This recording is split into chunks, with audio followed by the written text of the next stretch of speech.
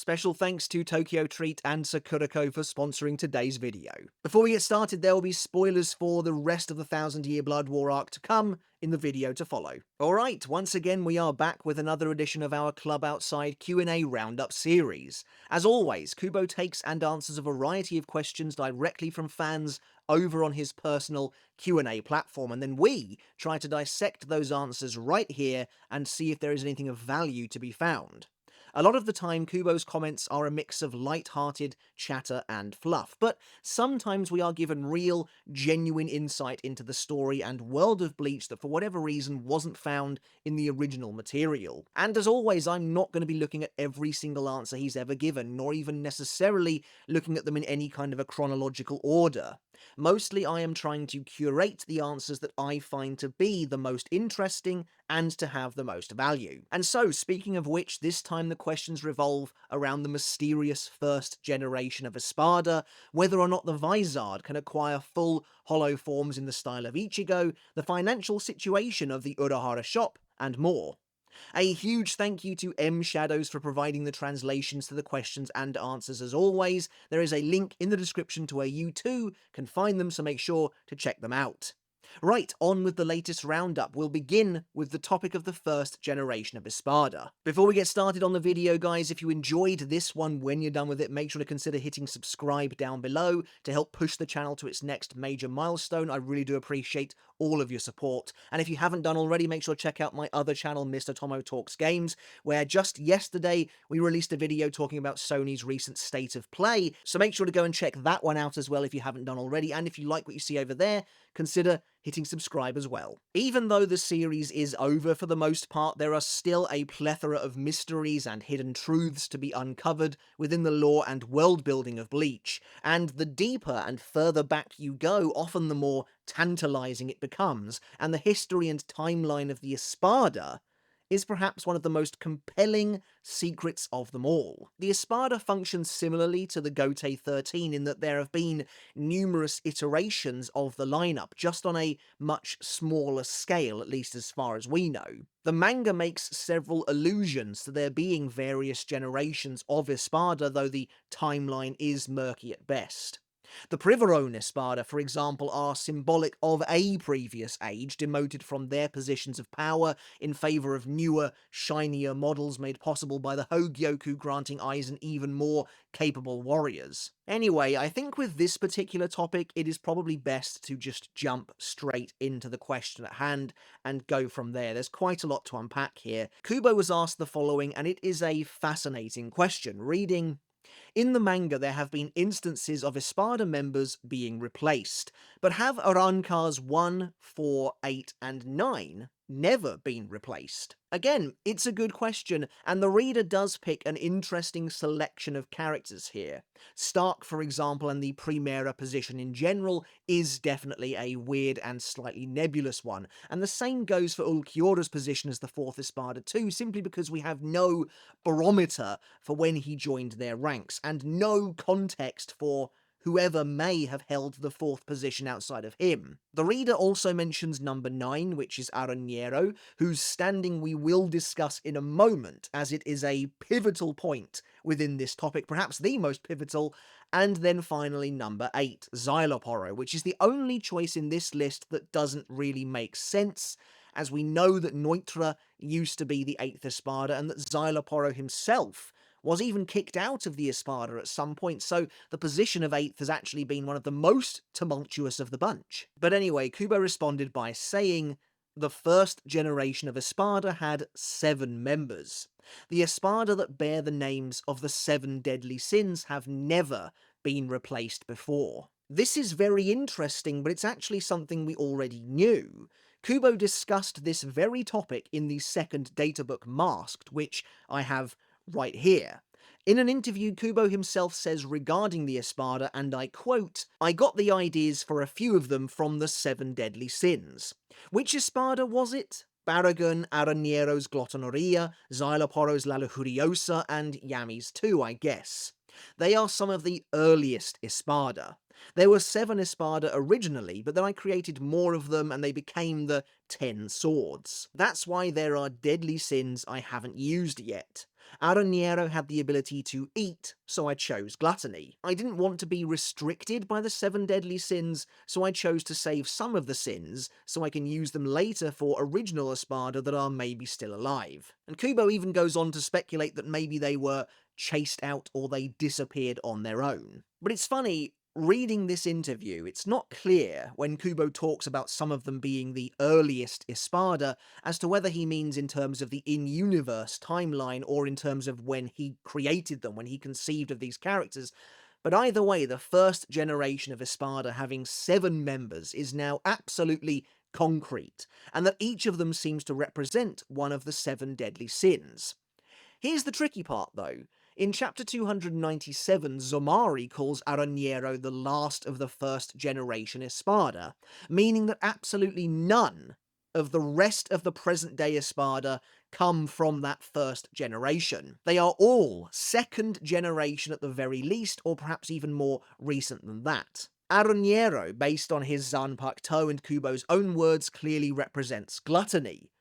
Or is it greed? Again, it's a bit of a weird one because with the advent of the 10 Espada came the 10 aspects of death, clearly something that wasn't a concept when the first generation reigned supreme.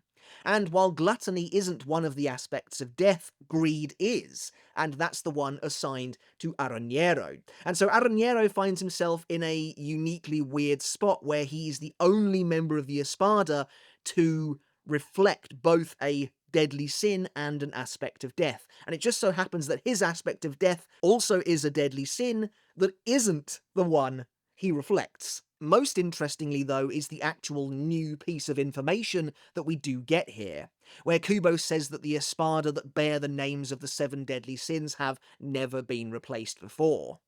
And as he notes in that interview, perhaps they were chased out or simply disappeared on their own. And I want to make a quick point here that it feels like we are kind of playing fast and loose with the definition of replaced, because to be totally honest, if an Espada was chased out and then a new one was brought in their place, that kind of feels like they were replaced to me, but I don't know, it's kind of by the by, to be honest. And I do like the idea as well, and we'll get into this in a bit more detail later on, that when Aizen took over the place and began to create his own version of the Espada, if he really did never replace any of those original 7, then maybe he kept them around. Maybe they were that powerful, maybe he had some respect for the old order, the old system, though that seems very unlikely to me.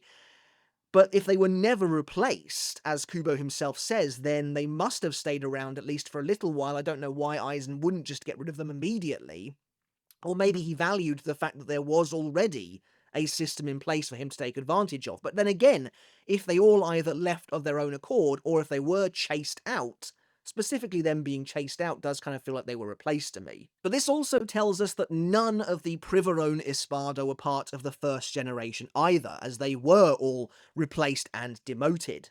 So basically, at the end of this, we now know for sure that the first generation of Espada was made up of 7 Espada, and each of them represented one of the 7 deadly sins. They are all totally unknown characters save for Aroniero, who was the last remaining member until Rukia killed him, and he represented gluttony. Meaning there are 6 hollows unaccounted for who represent wrath, pride, sloth, lust, greed, and envy. What's interesting, though, is how much overlap there is between the current generation of Espada and the 7 deadly sins as a concept, which goes to show, in my opinion at least, just how far-reaching that idea's influence was in Kubo's creation and ongoing writing of these characters. While they might not specifically embody these particular sins, it is pretty obvious to me that certain characters are greatly influenced by them. Stark seems to embody the sin of sloth, while Yami and maybe even Grimjo is clearly wrath. Baragon is ruled by his pride, while Xyloporo likely best represents lust, though an argument could be made for Zamari as well.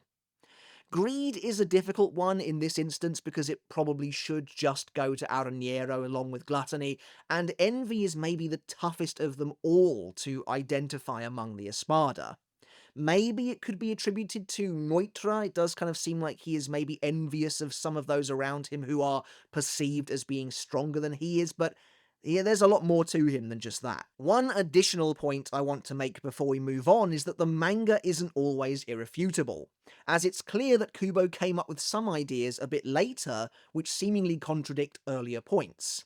For example, Aranero is the only member of the original Espada, yet during Dordoni's brief flashback, the Privarone Espada seems to imply that Aranero was one of the Urankar along with Xyloporo and Neutra and presumably numerous others, who arrived and superseded him after the Hogyoku appeared, which simply can't be true. Aranero would have been around long before Dordoni himself as a member of the vaunted original Espada. But what of the first generation Espada themselves? What do we actually know about them outside of this interview?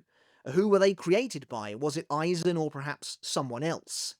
Well, for this I would like to consult a very well-written post from a few years back by Arturo Plateado, who is a community member that we've cited a few times before on the channel, who lays it all out in a very concise way. Essentially, when Zamari calls Aranero a member of the First Generation Espada, Kubo conspicuously uses a different kanji to refer to Espada than he normally does. The usual character literally translates to 10 blades, but when Zamari calls Aranero a member of the First Generation Espada, he uses a kanji that simply means blades. And while this way of referring to the Espada never reappears in the manga, it does crop up again in the light novel Spirits Are Forever With You, and I quote from the novel, "A new king named Aizen appeared there and selected him, Xyloporo, as a member of the newly formed organization called the Espada, the 10 Blades, based on the Espada, the Blades, under Baragon's direct control." So the first generation of Espada, the very first iteration of this fighting unit, was created by Baragon before Aizen even arrived in Hueco Mundo, but they were simply known as the Swords. And we know, thanks to Kubo's later interview, that there was only 7 of them, and they were all based on the 7 deadly sins. Neither Baragon nor Xyloporo was actually a part of this group, but Aranero was, and as of the present day is the only member of the Espada to have originated from that first generation group, known only as Blades. So it doesn't make Aranero the oldest of the Urankar here, because Baragon and even Xyloporo were technically around at that point, but Aranero was the only one to actually hold a position in Baragon's original Espada. And of course, back then, none of these hollows were Urankar yet. The widespread shift to Urankarization was pioneered by Aizen and his gradual takeover. So, there you have it. I'll link to Arturo's original post in the description, but it is really cool to actually have some insight into this original period. It's not overly creative of Aizen to go from the Blades to the 10 Blades, but maybe it was his way of spiting Baragon even further, taking the Ancient Hollow's creation and changing it ever so slightly, but also making it bigger and better at the same time. I'd love to know who the other 6 original Hollows, or maybe they all became Urankar eventually, based on the 7 deadly sins were, but I somehow don't think we'll ever find out. Anyway, before we continue on with the video, guys, first a word from today's sponsor. Happy Valentine's Day, everyone. Today, Tokyo Treat and Sakurako are helping me to spread the love to my wonderful community with their latest snack boxes, complete with special Valentine's design to help you experience Japan from the comfort of your own home, either by yourself or with that special someone. A fun and exclusive Japanese snack subscription box, Tokyo Treat's theme this month is Sweet Valentines, meaning this time the box is absolutely packed with chocolatey favourites, which is exactly what I like to hear. This limited edition Valentine's Day box comes filled with a variety of treats, such as special red and white Kit Kats designed to also celebrate White Day, a delicious looking white chocolate strawberry latte that looks like something Jade would absolutely love, and even these Pokemon themed Ramune candy.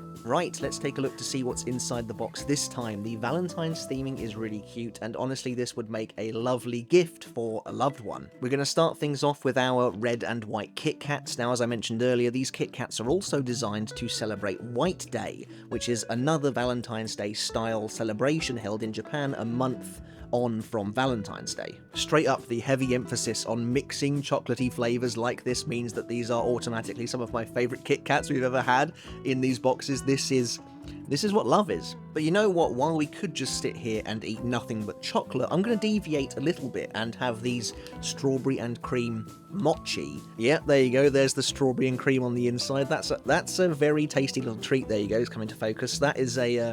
That's really, really delicious, actually. Meanwhile, Sakuriko's theme this month is Valentine's Delights, designed to help you experience the uplifting charm of a Japanese Valentine's Day through traditional Japanese snacks created by local snack makers, which this box also supports. And of course, each box comes packed with 20 of these authentic and artisanal snacks, each of which pairs wonderfully with the month's chosen tea to help give you a holistic view of a traditional Japanese Valentine's, including chocolate karinto, strawberry monaka, and more. Plus, each month Sakuriko also includes a lovely piece of Japanese tableware, and this month we have a plum furoshiki, or traditional Japanese wrapping cloth. Again, I almost feel like this on its own would make a lovely fitting Valentine's gift. We're going to try this curious thing. It feels very, very dense. It is surprisingly weighty. If this is all chocolate in here, then I'm in for a very good time. So according to the booklet, which of course you get every month as well in each of the boxes, this is a chocolate yokan, which is a traditional Japanese confection made from sweet red bean paste, and it is apparently decadent and rich, so we're probably in for a pretty good time here. You kind of bite into what is ostensibly a chocolate bar, but it's actually red bean paste. Thankfully, it is really nice, but that's really weird at first. That's kind of cool, I'm not gonna lie. I've never seen anything like this. And of course, as you might be aware by now, each box also comes with a cultural guide booklet that tells you a little bit more about the snacks that you receive each month, plus the month's chosen themes and how they are celebrated in Japan, as well as detailing that all-important allergen information. But that's it for February's limited edition Valentine's themed boxes. As always, I want to say a big thank you to Tokyo Treat and Sakuriko for showing the channel some love by sponsoring today's video. In the spirit of Valentine's, send this video to someone you think would love these boxes and let them know to use my code for $5 off their first order. Thanks everyone, happy Valentine's Day, and enjoy. Okay, and on to the next topic. Over the years, few transformations in Bleach have spurred as much debate as Ichigo's full hollow form that he achieved during his battle with Ulquiorra after he died and was subsequently resurrected into this monstrous new state, seemingly acting now purely on instinct and animalistic rage. This particular form has had a number of names in the past, all of which were created by the community. Vasto Lord Ichigo, Ichigo's Resurrection, or as mentioned earlier, Full Hollow Ichigo, none of which are truly accurate, and again I made a video a while back attempting to break down what I personally believed this form to be. While the term Vasto Lord sounds cool and makes sense from a surface level perspective, as this form of Ichigo very clearly looks to be a totally humanoid hollow, we know that this isn't the case, as Ichigo's hollow powers are intimately and completely fused with his Shinigami powers. This isn't a hollow, it wasn't a natural-born Vasto Lord, and certainly has never gone through the evolutionary process of becoming a Vasto Lord either.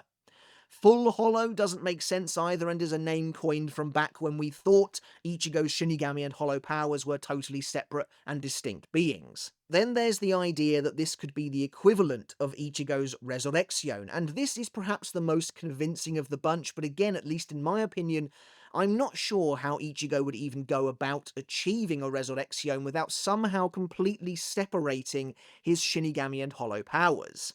It's actually quite the complex issue. Characters like Tosun can presumably achieve Resurrection because he was already a Shinigami beforehand, and then artificially gained separate hollow powers later that now inhabit the same soul, but Ichigo has never been that way.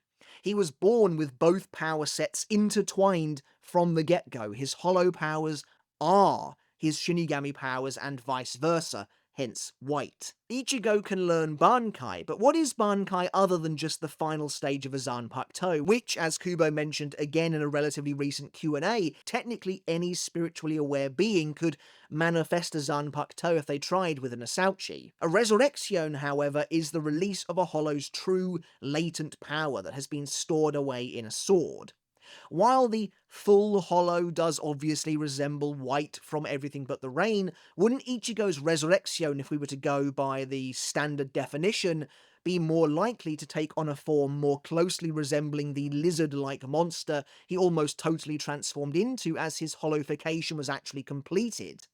Or wouldn't it be closer to his Horn of Salvation form that he activates during his fight with Urahara? It's like if Kensei had a Resurrection, for example. I think he would look akin to his hollowified appearance in Turn Back the Pendulum, and I guess the same goes for Mashiro too.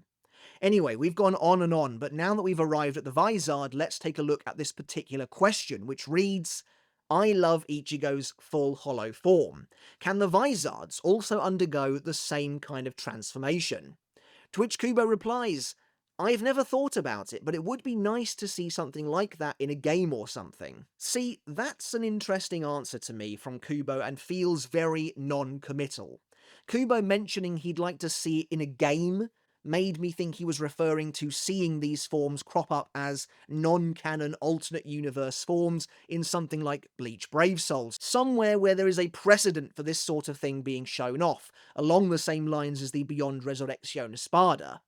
The fact that Kubo has never thought about it implies to me that it's not possible, at least in the canon narrative anyway, and this would make sense to me. Shinji Sakanade, for example, isn't representative of hollow power. That's firmly his Shinigami power that existed long before his hollowification.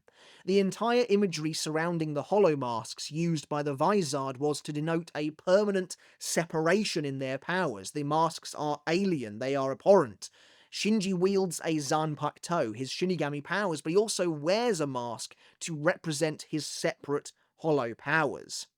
Sure, maybe he could attain a resurrection by focusing on the hollow powers and perhaps returning to whatever form he would have almost taken during their Vizard training in the same way Ichigo did, but he could never achieve what Ichigo does during his battle with Ulquiorra. The main reason Ichigo no longer uses a hollow mask is because he doesn't have to. He's achieved perfect harmony because both of those powers are him.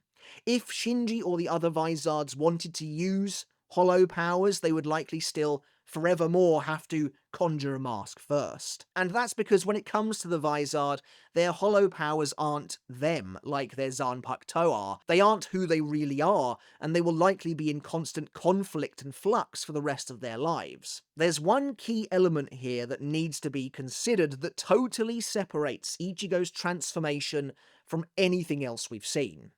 And that's the way he calls Zangetsu to his hand when preparing to fight Ulquiorra. It's unlike anything we've ever seen before, and is only possible, I think, because this form is Zangetsu. He's just calling a part of himself to him. And I know it gets a bit confusing because Ichigo is technically Zangetsu as well, but not in quite as literal a state as what we see here. That being said, there are some things that confuse me still. We know that when a Shinigami hollowifies, their two souls begin to mix. The original Shinigami soul and the foreign hollow soul that's invading their body, which can lead to soul suicide. As far as I'm aware, the Vizard maintain balance to keep those powers in harmony, to keep them separate. But why then does the imagery of Tosen's resurrection reflect his Shinigami powers, when his Shinigami powers should ostensibly have nothing to do with his hollow powers, as his hollow powers are not part of him originally? Is it because he evolved into an even more perfect Vizard thanks to Aizen and their better understanding of the Hogyoku? I certainly think that in comparison to the rest of the Vizard, Tosen needs to be examined and studied as the absolute arbiter of what a Vizard, or, a hollified Shinigami, can become. Honestly, this is a tricky one, but I'm fairly convinced the Vizard can't attain the same form as Ichigo in the very least, because it's something completely unique to him and his situation as a natural-born hybrid, and a representation of the perfect fusion of his Shinigami and hollow powers.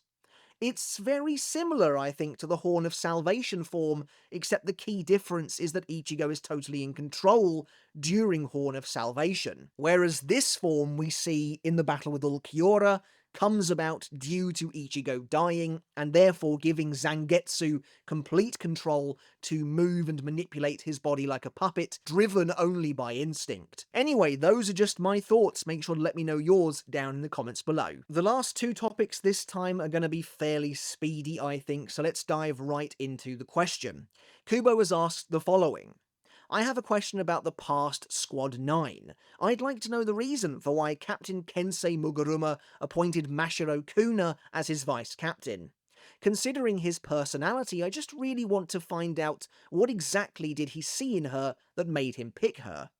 Honestly, it's a pretty good question, seeing as we know that captains have full autonomy to pick and choose their own vice-captains. So Kensei must have seen something in Mashiro at some point, yet she seems to do nothing but constantly annoy him beyond belief, and is the antithesis to the type of squad he is seemingly trying to build. Their personalities don't seem remotely compatible. Well, Kubo had a pretty blunt, but I think interesting answer all the same, replying, talent. Mashiro is an individual who lives on talent alone. I like this answer as it makes a fair bit of sense to me. Mashiro does kind of strike me as the type to be exceptionally skilled and then just live off that, without ever really needing to try or train. This is even shown in the manga when she reveals that she can keep her hollow mask active for a massive 15 hours due to being unusually in tune with her inner hollow, meaning she didn't need, or at least didn't feel the need, to train in order to maintain her mask. Though of course, during her battle with Wonder Weiss, we see that lack of effort coming back to bite her as her mask explodes after only a few minutes of active use. So while she's clearly talented enough to just wear her mask for hours on end on a day-to-day basis, which is very impressive, her lack of training has exposed the fact that she's never really tested her mask under duress. Other Vizard, like Love, were already well aware of their limits when stepping onto the battlefield. What I find a little strange about this answer, however, is that even if Mashiro coasts through life on her talent alone, Kensei doesn't strike me as the type of captain to promote someone like that. Now, maybe she is so much more capable than the rest of the squad that he simply didn't have much in the way of choice, but Kensei seems like the type of captain who actively values hard work, so that's a little bit odd. And finally, we have a reader who inquired as to the financial situation of the Urahara shop, asking Kubo the following question.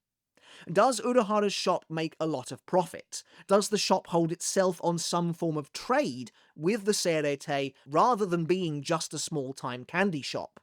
And Kubo responded, saying, in the past, they barely survived on local business, but lately they've secured a trade deal with the Serete, so now they're swimming in money. I have a couple of thoughts on this to end the video. This is a nice little piece of world building simply because it makes sense that they had to survive as an actual shop in the human world while they were in hiding. Kisuke couldn't simply let the Serete know where he was.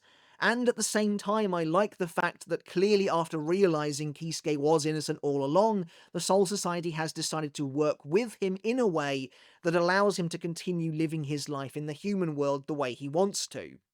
We already know that as of the end of the Rankar arc, Kisuke is at last able to come and go within the Serete as he pleases once again, and at the start of The Lost Agent, we see him selling Karin soul-specific products. I guess the only thing that doesn't really make sense about this is that at the start of the series, Rukia is shown to actively know who Kisuke is and to be working with him and his shop as though he is a known supplier and aid of the Soul Society even though he's in exile, and supposedly on the run. Finally, I'd like to see evidence of this increased footfall in the future.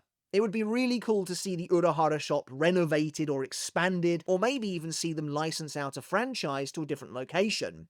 In fact, maybe there should be another Urahara shop inside the Serete manned by, I don't know, Yushiro or something like that. Alright guys, but that's it for the video today. That's it for the latest installment of the Klub Outside Q&A Roundup series. I'd love to hear all of your thoughts down in the comments below on each of these different topics. Which one was your favourite? Which one did you find the most interesting? Do please let me know your thoughts down in the comments below. If you want to support the channel, make sure to hit subscribe if you haven't done already, and do the same over on my second channel, Mr. Tomo Talks Games, if you want to support the growth of that channel as well. I would greatly appreciate it. And as always, I want to end the video by saying a massive thank you and giving a huge shout out to my wonderful supporters over on Patreon. I could not do this without each and every one of you and your gracious support, so thank you so very much. It really does mean the absolute world to me. Alright guys, once again, thank you so much for watching. Until next time, I'll catch you later, and I'll see you then.